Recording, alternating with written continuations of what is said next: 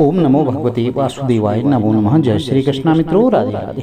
आज की वीडियो में बृहस्पतिवार व्रत कथा का श्रवण करने जा रहे हैं। इस दिन बृहस्पतिश्वर महादेव की पूजा की जाती है। दिन में एक समय भोजन किया जाता है, पीले वस्त्र धारण करनी चाहिए और पीले पुष्पों से श्री हरि विष्णु भगवान की पूजा करनी चाहिए। भोजन भी पीली दाल का बना सकते हैं। इस दिन नमक का सेवन जो है नहीं करना चाहिए, नमक का उपयोग वर्जित माना जाता है। और भगवान श्री हरि विष्णु की पीले चंदन से पूजा करनी चाहिए और पूजा के बाद जो है व्रत कथा श्रवण करनी चाहिए। इस दिन व्रत करने से देवगुरु बृहस्पति बहुत ही प्रसन्न होते हैं। यदि आपकी कुंडली में बृहस्पति की स्थिति अच्छी नहीं है तो आपको व्रत जरूर करना चाहिए, जिससे देवगुरु बृहस्पति का आपको पूर्ण रूप से आशीर्वाद मिलता रहे। चलिए व्रत कथा आरंभ करते हैं। इस दिन केले वृक्ष का भी पूजन होता है। केले के वृक्ष की जो है पूजा जरूर करें। बोलिए गणपति गजानन महाराज की जय, श्री हरि विष्णु भगवान की जय, माता लक्ष्मी की जय।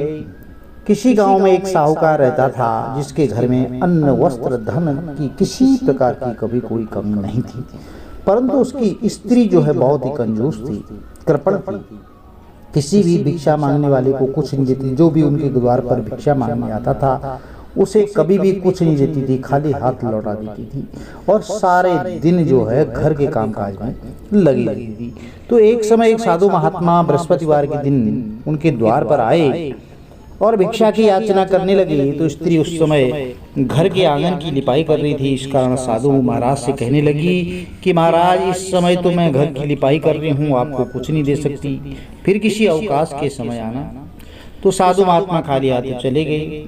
कुछ दिन के पश्चात फिर वही साधु महाराज आए और उसी तरह भिक्षा मांगी। तो साहूकारनी उस समय लड़के को खिला रही थी और कहने लगी कि महाराज क्या करूँ, आज अवकाश नहीं है, इसलिए आपको भिक्षा नहीं दे सकती। तो तीसरी बार महात्मा जी फिर आए तो उसने उन्हें जो उसी तरह टालना चाहा, परंतु आज महात्मा जी कहने लगे कि यदि आपको बिल्कुल ही अवकाश हो जाए तो क्या तुम मुझको भिक्षा दोगी? तो साहूकारनी कहने लगी, हाँ महाराज, यदि ऐसा हो जाए तो आपकी बहुत बड़ी कृपा होगी, मैं बहुत प्रसन्न रहूंगी। तो साधु महात्मा जी कहने लगे, अच्छा ठीक है, मैं तुम्हें एक उपाय बताता हूँ। तुम प्रत्येक बृहस्पतिवार को दिन चढ़ने पर उठना और सारे घर में झाड़ू लगा करके जो कूड़ा है उसको एक कोने में जमा करके रख देना। घर में चौका इत्यादि मत लगाना। फिर स्नान आदि करके घर वालों से कह दें कि जो है उस दिन सब हजामत बनवाएं। रसोई बना करके चूल्हे के पीछे रोज रोज रख दिया करना और सायंकाल को बहुत देर बाद काफी अंधेरा हो जाए तो उसके बाद जो है दीप प्रज्वलित करना। और आप बृहस्पतिवार को पीले वस्त्र कभी भी धारण मत करना, गलती से भी ना ही पीले रंग की चीजों का भोजन करना, ना ही दान पुण्य का कोई ऐसा कार्य करना। यदि ऐसा करोगे तो तुम्हारे घर का कोई काम तुम्हें नहीं करना पड़ेगा, अवकाश ही अवकाश रहेगा। तो साहूकार ने कहा, बहुत अच्छा महाराज। वह रोज रोज ऐसा ही करने लगी। बृहस्पतिवार को दिन चढ़े उठी, झाड़ू लगा करके कूड़े को घर में जमा कर दिया। सब पुरुषों ने हजामत बनवाई और भोजन बना करके चूल्हे के पीछे रखना आरंभ कर दिया। वह सब बृहस्पतिवार जो है ऐसा ही करती रही। अब कुछ काल के बाद उसके घर में खाने को दाना तक नहीं रहा।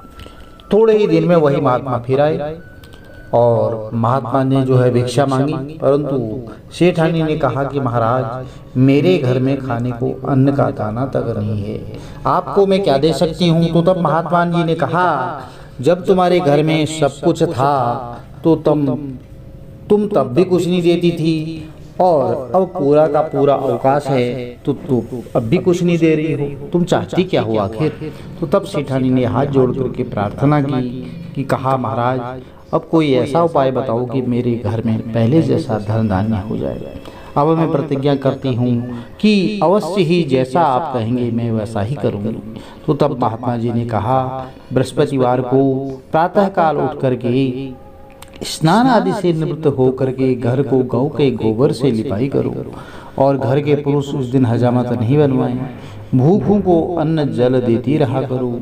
ठीक सायंकाल दीप प्रज्वलित करो। जो गोधूली वेला होती है उस समय आप दीप प्रज्वलित करो।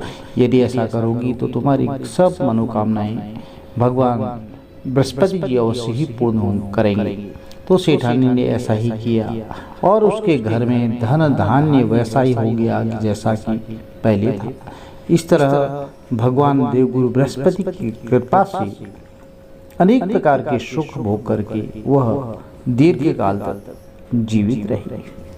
प्रिय भक्तों, बृहस्पतिवार के दिन एक और कथा भी प्रचलित है। चलिए आरंभ करते हैं। बोलिए गणपति गजानन महाराज की जय, श्री हरि विष्णु भगवान की जय। एक दिन देवराज इंद्र जो है बहुत बड़े अहंकार से अपने सिंहासन पर विराजमान थे। बहुत से देवता, ऋषि, गंधर्व, किन्नर आदि सभा में उपस्थित थे। तो जिस समय बृहस्पति जी वहां आए तो वे सबके सब उनके सम्मान के लिए खड़े हो गए। परंतु जो देवराज इंद्र थे उन्हें बहुत बड़ा घमंड हो गया था। वह घमंड के मारे जो है अपने स्थान पर बैठे रहे और खड़े नहीं हुए। यद्यपि वह उनका आदर किया करते थे, परंतु बृहस्पति जी अपना अनादर समझते हुए वहां से उठकर चले गए। तब इंद्र को बड़ा शोक हुआ कि देखो, मैंने गुरु जी का अनादर कर दिया, मुझसे बड़ी भारी भूल हो गई है। अब गुरु की बिना आशीर्वाद से मुझको यह सब कैसे होगा? यह सब जो मुझे मिला है वह देवगुरु बृहस्पति के आशीर्वाद से ही मिला है।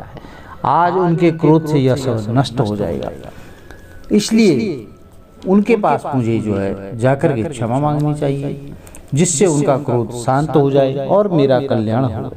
ऐसा विचार करके देवराज इंद्र जो है उनके स्थान पर गए। अब जब बृहस्पति जी ने अपने योग बल से यह जान लिया कि इंद्र क्षमा मांगने के लिए यहाँ पर आ रहा है, तब क्रोधवश उससे भेंट करना उचित न समझकर वह अंतर ध्यान हो गए। अब जब इंद्र ने बृहस्पति जी को घर पर न देखा तो तब वह निराश होकर लौट आए। और जब दैत्यों के राजा वृषवर्मा को यह समाचार पता हुआ कि उसने अपने गुरु शुक्राचार्य की मदद से जो है आज्ञा से इंद्रपुरी को चारों तरफ से घेर लिया और गुरु की कृपा न होने के कारण देवता जो हारने लगे, मार खाने लगे, तब उन्होंने ब्रह्मा जी को विनय पूर्वक सब वृतांत सुनाया और कहा कि महाराज, दैत्यों से किसी प्रकार हमको बचाइए। तो तब ब्रह्मा जी कहने लगे कि तुमने बहुत बड़ा घोर अपराध किया है, जो देवगुरु को क्रोधित कर दिया। अब तुम्हारा कल्याण इसी में हो सकता है कि तुम जो है त्वष्टा ब्राह्मण का पुत्र विश्वरूपा है, वह बहुत बड़ा तपस्वी और ज्ञानी है, उसे अपना पुरोहित बनाओ और तुम्हारा कल्याण हो सकता है। यह वचन सुनते ही इंद्र त्वष्टा के पास गए और बड़े विनीत भाव से त्वष्टा से कहने लगे कि आप हमारे पुरोहित बनिए, जिससे हमारा कल्याण हो सके। तो तब त्वष्टा ने उत्तर दिया कि पुरोहित बनने से तपोबल घट जाता है, परंतु तुम बहुत विनती करते हो, इसलिए मेरा पुत्र विश्वरूपा पुरोहित बनकर के तुम्हारी रक्षा सुरक्षा करेगा।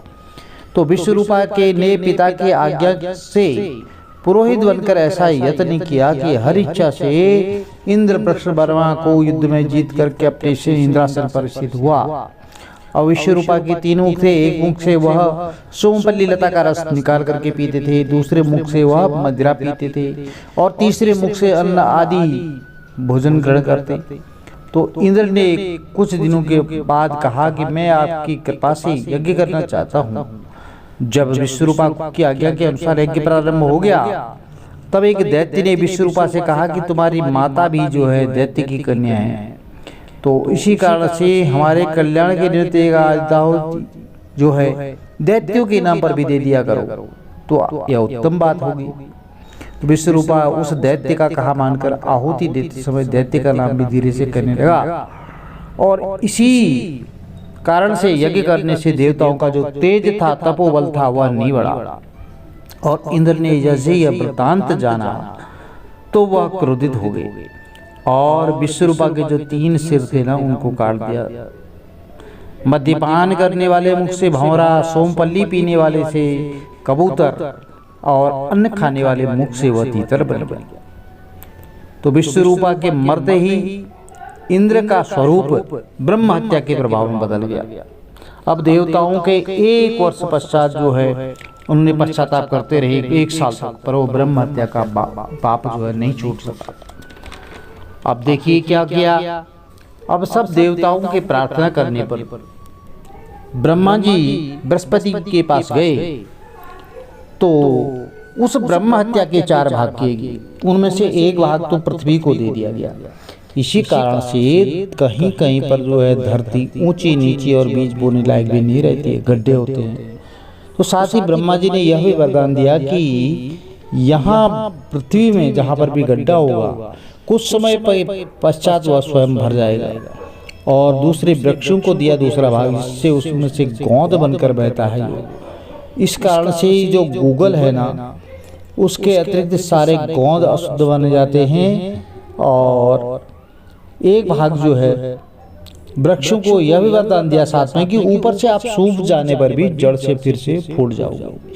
तो तीसरा भाग इसका स्त्रियों को दिया। इसी कारण स्त्रियां हर महीने रजस्वला होकर के पहले दिन चांडालिनी, दूसरे दिन ब्रह्मगातिनी और तीसरे दिन धोबिन के समान बनकर चौथे दिन जो है शुद्ध होती हैं और संतान प्राप्ति का उनको वरदान दिया। तो धोबिन के समान रहकर यह चौथे दिन शुद्ध होती हैं और संतान प्राप्ति का उनको वरदान दिया। तो चौथा भाग जल को दे दिया, जिससे फैन शैवाल आदि जो है जल के ऊपर आ जाते हैं। तो जल को यह भी वरदान मिला कि जिस किसी चीज में डाला जाएगा वह बोझ में बढ़ जाएगी। इस प्रकार इंद्र को ब्रह्महत्या के प्रभाव से मुक्ति मिल पाई। जो मनुष्य इस कथा को सुनता है और उनके साथ पाप जो होते हैं देवगुरु बृहस्पति की कृपा से नष्ट हो जाते हैं। प्रिय भक्तजनों, यह बृहस्पतिवार की कथा थी। यदि आपको वीडियो में दी गई जानकारी अच्छी लगी तो चैनल को लाइक करें, शेयर करें, सब्सक्राइब करें, साथ में बेल आइकन अवश्य प्रेस कर दें, जिससे कि आने वाले वीडियोज की नोटिफिकेशन आपको ठीक समय पर मिलती रहे। श्री हरि विष्णु भगवान का आशीर्वाद आपके परिवार में कुटुंब में सदैव बना रहे। जय श्री कृष्ण, राधे राधे। आपका